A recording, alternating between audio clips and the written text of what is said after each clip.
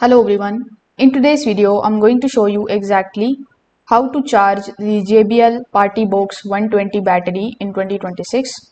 So first of all, you need to locate the power input port on your speaker. Afterwards, you just have to simply plug the original power cable into the speaker and then you need to connect it to a wall outlet.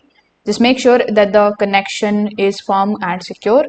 Once connected, the speaker should indicate that charging has started.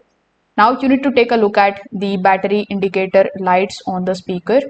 So the lights are going to look something like this. So you will see the lights blinking or gradually filling up, which shows that the battery is now charging. If you don't see any of the lights, you just have to check the cable or try a different power outlet. This confirms that everything is working properly. Now let's let the speaker charge until it reaches to 100%.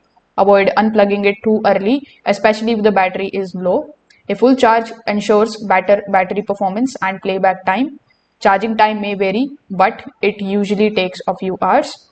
So you can use the speaker while charging, but for better results, avoid high volume usage during charging. This reduces the heat and also help maintain the battery health over time. So that's how you can charge your JBL PartyBox 120 safely and securely. If this video helped you out, make sure that you like this video and subscribe to the channel. Thanks for watching.